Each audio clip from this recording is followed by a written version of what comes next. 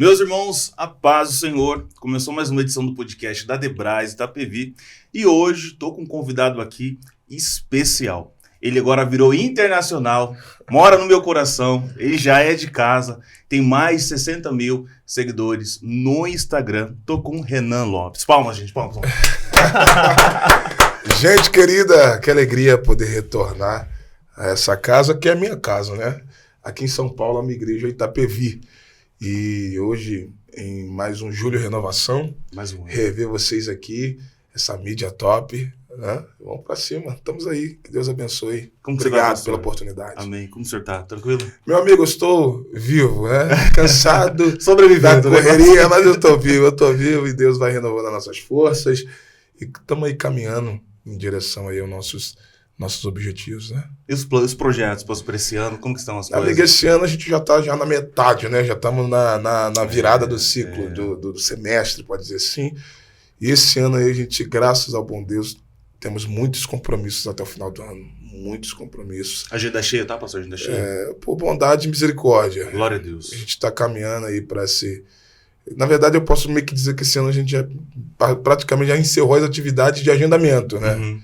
Que a gente já praticamente já fechou o ano, mas estamos aí projeto de vigílias, nós estamos com o projeto do Amor Sem Limites, que é a nossa cruzada, nós ainda estamos com algumas coisas para desenvolver para esse ano e estamos aí pedindo a Deus graça, força e recurso também para a gente poder cumprir esse propósito aí. Glória a Deus. Pastor, uma pergunta, pregar é um dom ou uma arte? O que o senhor acha? Cara, essa pergunta é uma pergunta muito bacana, porque ela tem duas vertentes. Ela é tanto uma arte, quanto ela também é um dom, dependendo da perspectiva. Por quê? A pregação ela é uma prédica, né? E a oratória, a arte de você falar, de você pregar o quê? A pregação, a prédica, ela é uma interpretação de texto. Então você aprende a interpretar o texto, se eu não me engano, no 5º ano. Sim. Você aprende a interpretar o texto. Então, toda arte, quando ela é muitas vezes praticada, repetida, você vai aperfeiçoando. Então, a oratória se aperfeiçoa, a prédica, ela se aperfeiçoa. Porém, existe, né, o dom da ciência. Tem pessoas que pregam, como eu muitas vezes posso testemunhar essa experiência, de fato debaixo de uma inspiração divina. Tem coisas que só Deus pode fazer, só o Espírito pode dar. Existem informações que você não recebe daqui, você recebe daqui. Do alto, né? Entendeu? Então tem coisas que você vai buscar, vai ler livro, vai pesquisar e você nunca vai obter a iluminação do texto, que isso a teologia não te dá, que é a iluminação do texto por intermédio do Espírito Santo. Então, ela tem duas vertentes. Eu gosto da questão do dom, né? Porque eu, de fato, eu vivo isso. Eu sei que o meu ministério da palavra não é um ministério comum, não foi algo que eu aprendi no seminário, que eu fui estudar e a partir dali, não. Desde que eu me entendo por gente, que eu recebi de Deus esse ministério da palavra, eu tenho hoje caminhado desde os meus 7 anos aí, pregando o evangelho. Então, eu acredito nessas duas perspectivas, tanto sim, a arte e o dom, quanto o dom. Porém, eu prefiro o dom. Amém, eu prefiro o dom. Pastor, o senhor falou da sua vida corrida, como que é a vida de um pregador hoje, na atualidade? Eu sei que o senhor está com a agenda muito cheia, muito corrido, às vezes não tem tempo para ver sua família, sua esposa, seus amigos, sua mãe, seu pai, não tem tempo, às vezes, para bater um papo com aquele amigo que conheceu há muito tempo. Como que tá? A vida de um pregador itinerante ela é diferente de um pregador, de um pastor local. Porque ambos trabalham com a pregação. O pastor local, ele prega. E o itinerante, que geralmente a gente chama de evangelista, é aquele cara que vai. Eu sempre digo que nem todo pregador, né, nem todo itinerante, ele vai ser um bom pastor, mas todo pastor é um bom pregador. Um bom pregador. Porque ele prega todo santo domingo, ele prega ali praticamente toda semana. Então todo pastor é um bom pregador, eu digo isso. de fato, por experiência, né? Ver e estar próximo de homens de Deus. Mas a vida de um itinerante é uma vida muito corrida, porque, graças a Deus, eu cheguei a um momento do meu ministério que hoje eu vivo, assim, coisas que normalmente um itinerante comum, normal, não vivencia. Eu já passei por fases. É tipo, né?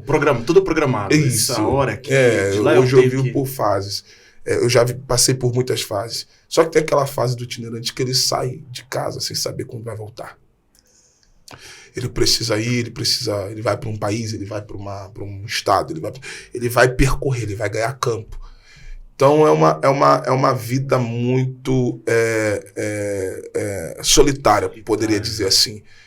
Porque hoje eu tenho o privilégio de viajar acompanhado, ou minha esposa, que hoje não viaja mais comigo constantemente, por conta também do ministério dela, família, filhos e entre igreja que nós estamos cuidando. Então, de vez em quando eu levo ou um músico comigo, ou meu assessor, alguém, porque eu já não gosto de estar sozinho. Né? Até para minha saúde mental mesmo, você tá ali trancado dentro de um hotel, e às vezes você está sendo recebido por pessoas que te conhecem, mas você não conhece as pessoas.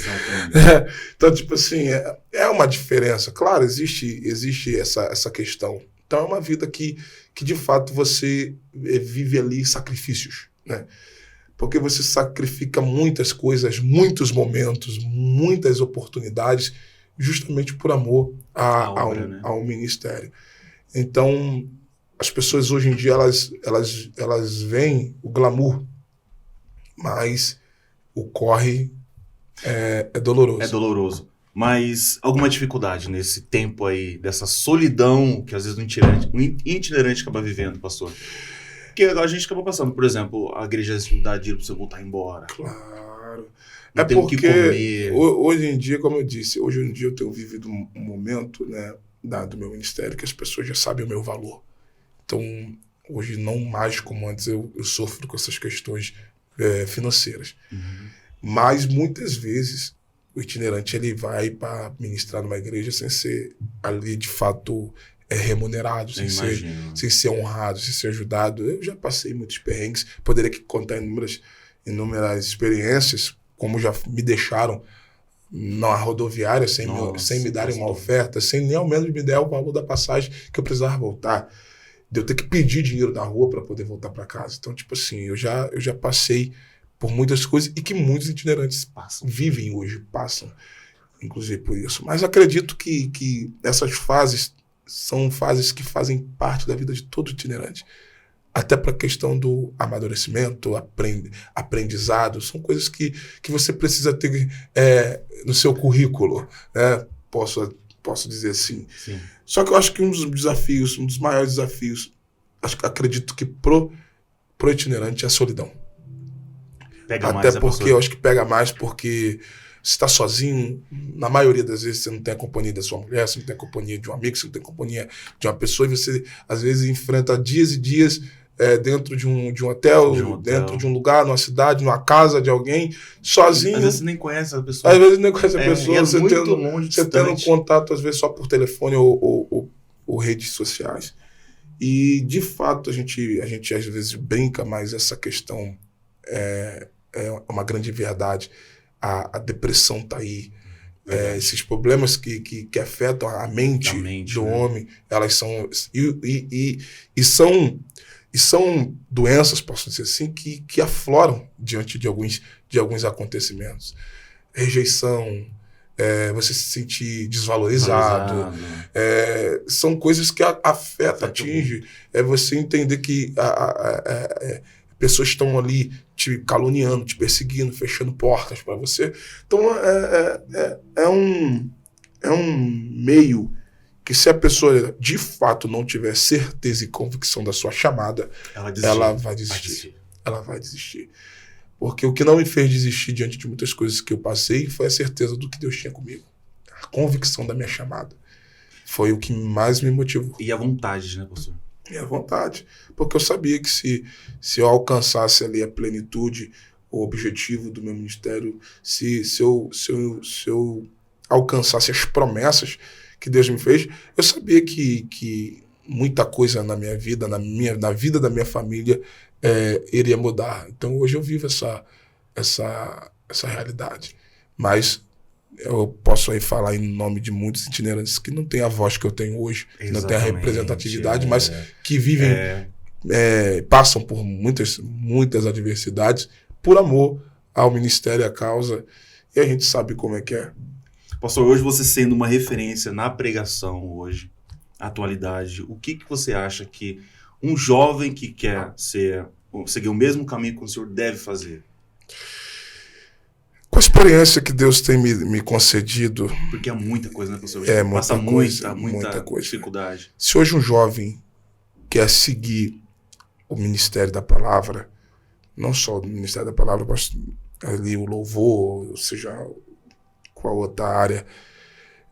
a Bíblia diz que quem almeja, quem deseja o ministério, boa coisa deseja. Isso é bíblico.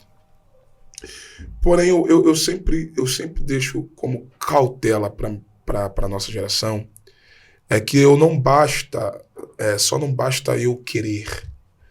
Eu preciso ter a convicção que eu fui chamado. Porque tem gente que vislumbra o ministério, mas que não carrega o ministério, que não tem a chamada ministerial.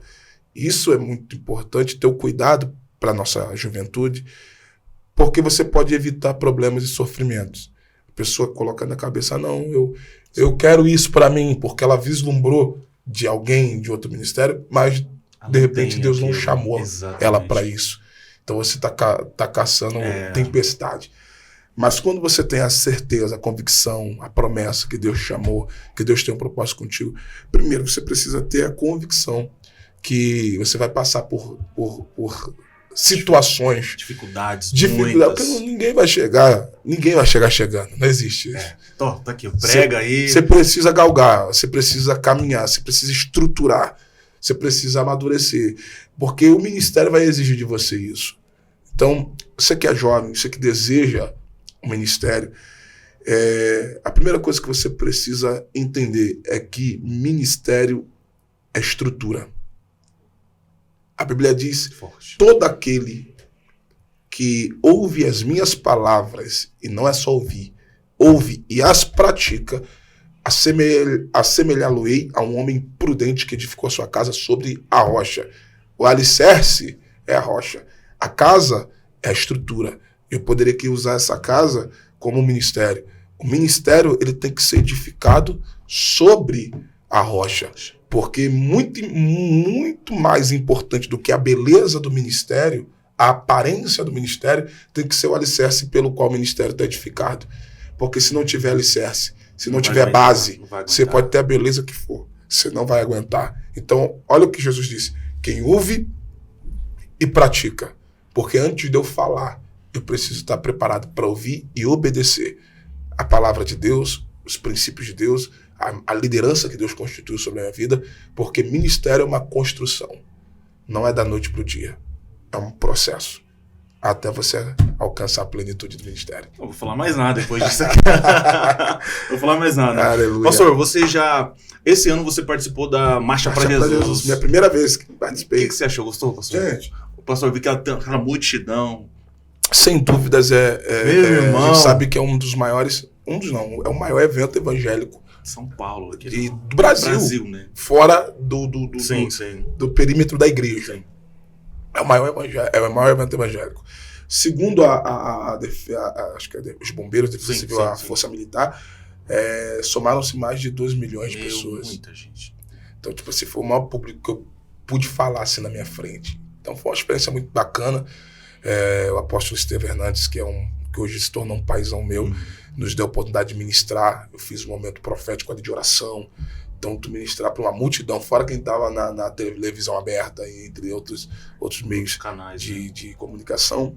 Foi uma experiência muito bacana. Isso, claro, isso mostra um pouco do reconhecimento que o ministério, que o meu ministério está tendo, alcançando, e também diante de uma oportunidade de você poder falar para uma multidão de gente em um evento que já há 38 anos, se eu não me engano, tem marcado aí o estado de São Paulo e o Brasil. Então foi uma experiência assim, muito incrível para o meu ministério. Assim, foi um presente de Deus. Glória a Deus. Pastor, Deus abençoe. Gente, que alegria mais uma vez estar aqui e já estou ansioso para a próxima. Gente, daqui a pouquinho ele vai deixar uma palavra para a gente. Se você estiver aqui no julho, mês de renovação, se você não tiver, você vai perder a pregação do nosso pastor Renan Lopes. Pastor, deixa uma mensagem para o nosso público. Fique à vontade. Bora. Gente querida, gente abençoada. Nós estamos vencendo em uma época muito difícil. Uma época de inversão de valores, depravação moral, injustiça, iniquidade, tantas coisas que estão em evidência dentro desse contexto que nós estamos vivendo. E a palavra que eu deixo para você é uma palavra que queimou no meu coração esse ano e eu tenho em alguns momentos falado ela. É a decisão que define destinos. A Bíblia diz que Noé andou com Deus. Isso é uma decisão. Porque Deus não obriga ninguém a andar com ele. Eu que decido andar com Deus. Daniel, em meio a uma Babilônia, onde havia uma diversidade cultural muito grande, e os princípios e valores que Daniel havia aprendido em Jerusalém estavam comprometidos, a Bíblia diz que ele assentou no seu coração. Ele decidiu, eu não vou me contaminar. Então, diante de tudo que nós estamos vivenciando, diante de tudo que nós estamos vendo, diante de toda essa inversão de valores, ideologia de gênero, ataque às famílias, sexualidade das crianças, tudo que vem agredindo a nossa fé, os nossos princípios e os nossos valores, a palavra que eu deixo para vocês é decida. Porque o poder da decisão está na mão de vocês. E é o que nós temos aprendido. Decisões definem destinos. Que Deus abençoe sua vida. Essa é uma palavra para o seu coração. Amém. Glória a Deus. Gente, Deus abençoe você e eu te convido para você vir fazer parte. Então você é o meu convidado especial. Quero agradecer ao nosso pastor presidente Samuel J. Marques e nossa pastora Ana Miriam Foresto. Deus abençoe você.